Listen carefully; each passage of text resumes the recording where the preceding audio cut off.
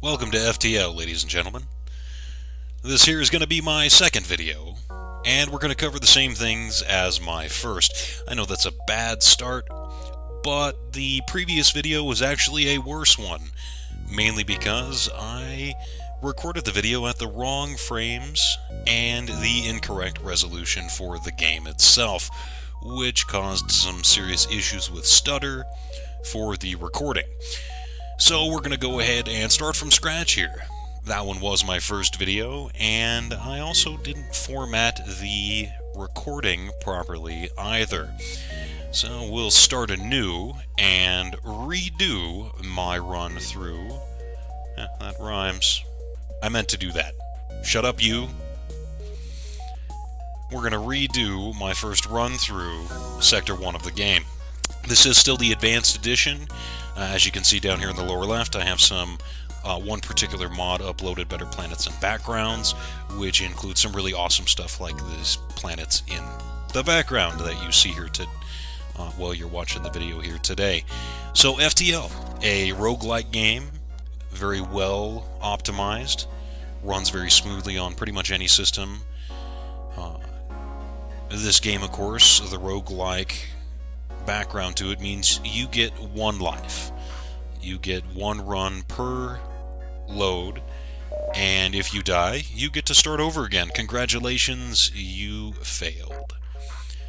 But you only failed that one time. Hopefully, through failure, you will become better at future run-throughs. You will get to learn the systems, what your ship is capable of, and of course, what the main goal of your mission is. The explanation to the background at the beginning is adequate, but not very thorough.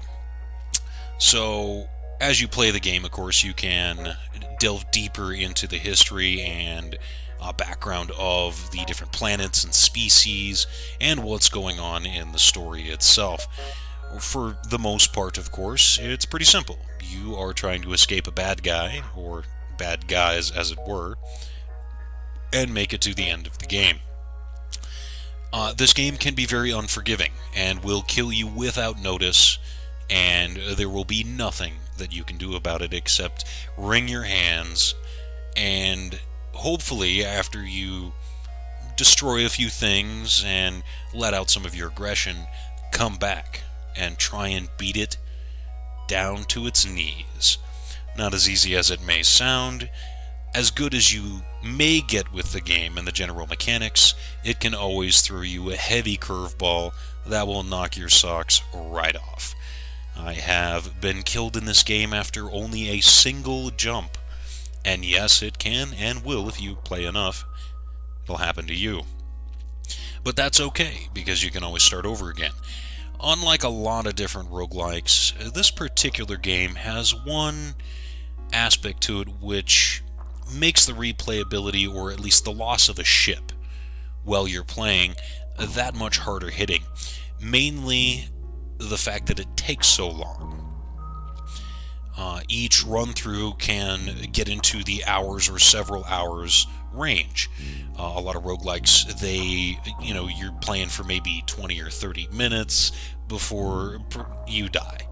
In this one, you can go for several hours, get through several star sectors, have your ship powered up, and be as badass as you can think of, and still run into a problem that you cannot overcome with your equipment and the time available to you. However, that's the challenge, that's the fun of it. You never know what you're going to run into, and since it is a pausable, almost turn-based game, you can set it down, walk away, and come back anytime that you want. You can save, at the beginning of encounters or when you're done, so you can always come back and resume your adventure later, which makes it a lot of fun for people who don't have a lot of time on their hands. They can put in maybe 20 minutes at a time for a game, and then they have to go do other things, like work, whatever that is. Now, the game is very well optimized, as I had mentioned before. It also has extremely great tooltips. I mentioned this in the previous video as well. I'm actually going to run over a lot of the things that I mentioned in the previous video, as the audio worked great in that one. It was just the video recording that, well, was not up to snuff.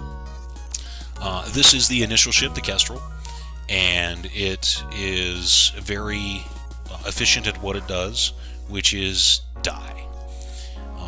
The room layout is okay. I like the fact that they have these little extra sectors that allow 3 separate ways to decompress the ship. This is, of course, going to allow you to suffocate intruders if they teleport aboard, because, of course, nothing but robots will be able to breathe in a vacuum, which, unfortunately, they have in this game, and they can and will, well, mess up your ship pretty bad. They have quite a few different ships available. I've only unlocked 2 myself, this one here, as well as this one here. The second ship you saw, this guy here, is part of the free update for the Advanced Edition. And that's one of the great things about this game. The developers actually made a complete release with a whole bunch of content available absolutely free.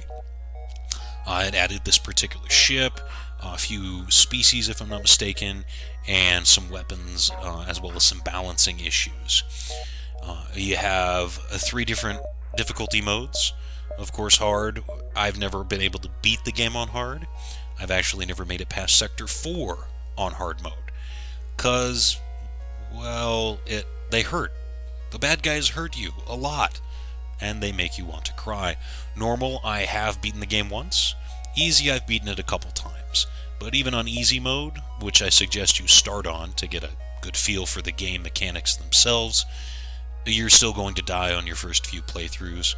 If you beat it your first time, you got extremely lucky. Now, for the initial game here, I'm going to run the Kestrel, just since it's the initial ship everybody gets to begin with. Starts with a burst laser, very handy, 3 shots per charge, and does 1 damage per shot. Artemis, which is a single-shot missile, which ignores shields. Now, as you can see in the tooltip, very detailed, tells you exactly what it's going to do, what to expect. So, very well done for the development team on this one. All of your subsystems are listed here as well. Some ships come with other subsystems pre-installed, which leads to a lot of replayability, because you can unlock new ships and make a new playthrough that's completely different from the one you have with the Kestrel or the other human ship, the Osprey. Now, so you've got your shields, engines, oxygen, weapons, your med bay, which is located on the ship here, your piloting, which is here, or command module, your internal sensors for your ship, as well as blast doors or the just doors on your ship if you don't upgrade them.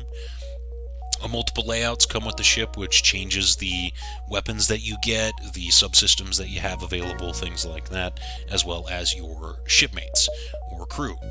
You can customize them to start with, but considering how often you're going to die, I would suggest, unless you're really into doing that, leaving them as they are and not getting too attached, because more than likely one of them is going out the airlock. Alright, so we'll go ahead and leave the advanced content available and enabled, and we'll go ahead and start up our first run. We'll go ahead and you can pause the video here if you want to read. This is the initial backstory, the start of the game itself. Now here's your crew. You can command them as you wish, go places, and their default activities will take over once they get there. You don't get to tell them, if there's a boarding party that's in the same room, you can't tell them to ignore the boarding party and work on the shield systems. They're going to attack the boarders. So you have almost complete control over your crew. Now, the subsystems are down here.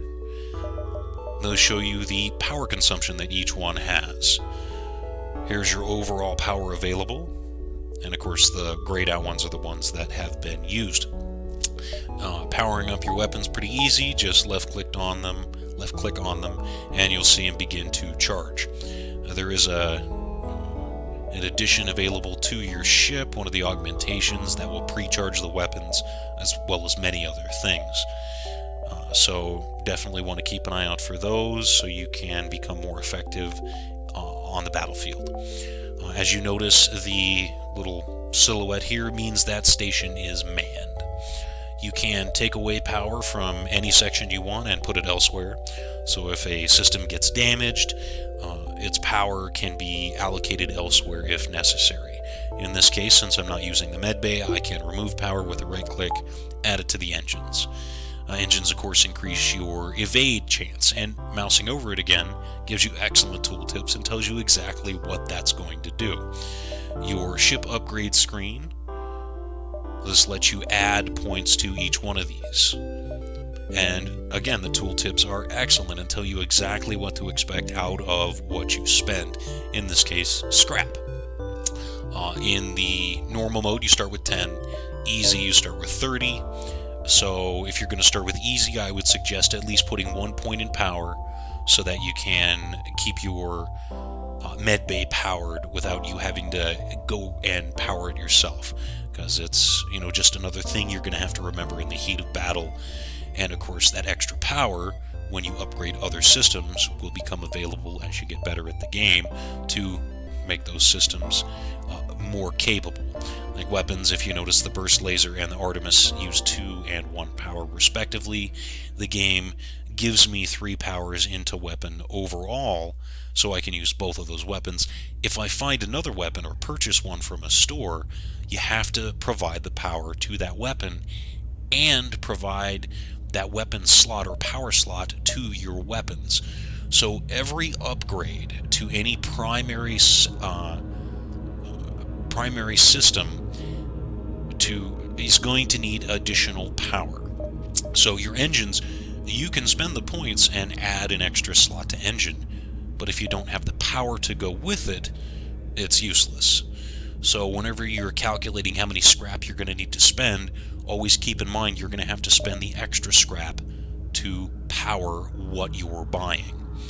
You can, of course, look at your crew stats here and dismiss them, which I've never actually had to do. That's never come up in any of my playthroughs, but it is available. Perhaps if you're full on your crew and you find a new crew member with better abilities, you can dismiss one of your other guys and hire him if you want. And of course, great tooltips tells you exactly what the skills are and what the human bonuses are. Skills improve slightly faster. The other races will, of course, have different bonuses to their activities. Rocks, which is one of the species, are immune to fire, have extra health, but they're slower. The mantises, which are the or praying mantis-like guys, the bugs, they really suck at repairs, but they're great at hand-to-hand combat, so they're great as boarding parties.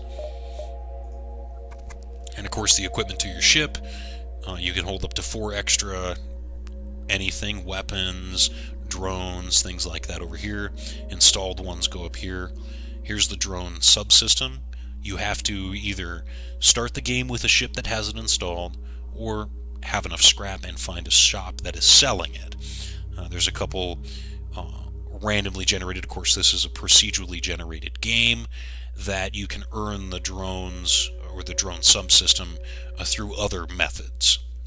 And of course your augmentations, you can only have 3, go here. So we'll go ahead and look at our main screen. The graphics are relatively simple, but they are perfect at conveying all the information you're going to need. You're never going to find a lack of anything looking at what's going on. So you're never going to be confused as to what's occurring on your ship. You're never going to need to look twice to know exactly what's having trouble, what's working well, things like that. It's very well done in its simplicity. Here's your crew on the left.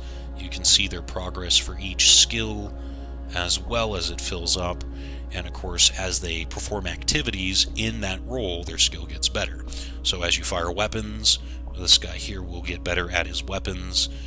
Shields, as he recharges shields, he'll get better at it. And as he dodges, my pilot will get better. You can get more crew, as you saw on the crew list, and they can all go to different parts of the ship and do different things.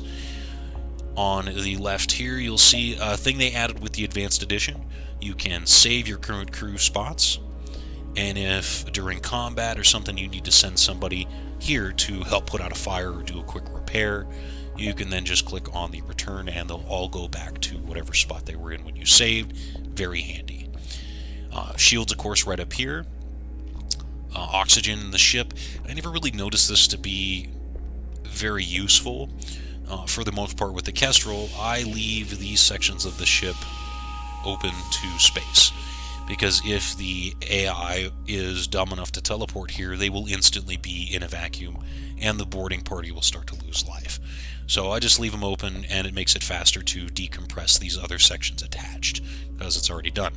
So oxygen percentage, it's there, if you care about that kind of thing. But for the most part, looking at the color of the room, again, the graphics are very good at conveying information.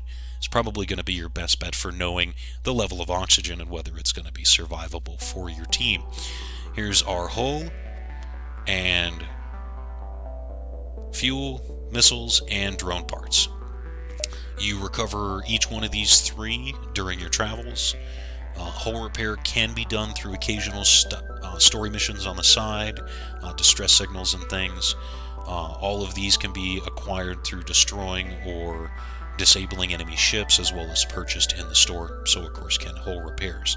And all of that runs off the scrap. So we'll go ahead and jump to our star map. Alright, so here comes the procedurally generated portion of the game. This is always going to be different. Your, of course, goal, hopefully the glowing green exit sign, is pretty universal. You want to get there. How you get there and what path you take is entirely up to you. So we only have one jump at this point, so we'll go to the only place we can. Mercenary work. Sure, what do we got?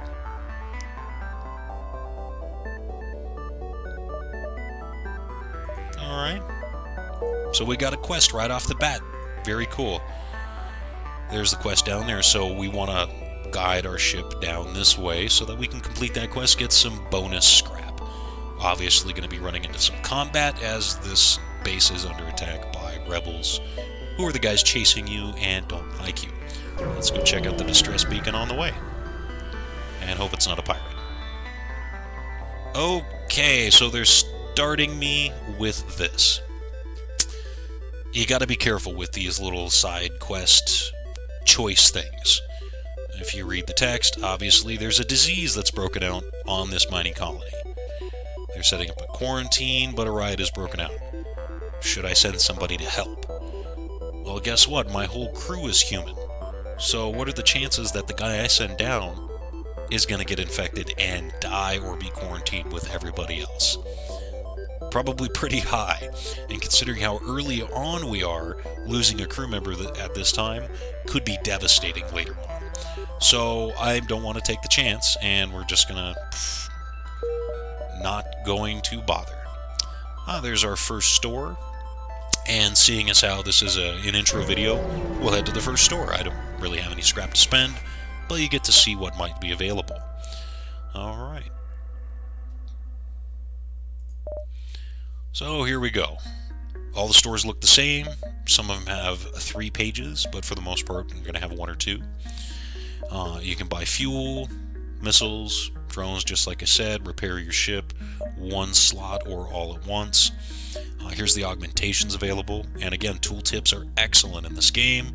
Tells you exactly what's going on. This particular upgrade, if you can afford this early, is going to be, I would suggest, your first investment above any weapons or anything like that, because it's going to increase, as it says, all of the scrap you get by 10%. So the earlier you get it, the more you're going to get from it throughout your run. And of course, shield charge booster increases it by 15%. Not a great percentage. I've avoided this one. Usually when you have a high enough levels person on the shield, this really doesn't help too much. And of course, weapons for sale, and every store is going to have different stuff available. And descriptions right here telling you exactly what's available, what it's going to do to help you, how much it costs. And here's some crew members. This would be where you can get additional crew members. Here's the Rockman. As I said, immune to fire, half speed, but he has more health. The Engi repair very fast, however they suck in hand-to-hand combat. And of course you can sell anything out of your inventory, except for the system, the drone system itself. Once it's installed, from what I've seen, I wasn't able to just pull it off and sell it. Not that you'd want to, they're very handy. We'll go ahead and take a break here. To be continued in part 2, where we finish up the rest of the sector. Thanks for watching, leave a comment below, and subscribe if you like what you've seen. Have a great rest of your day.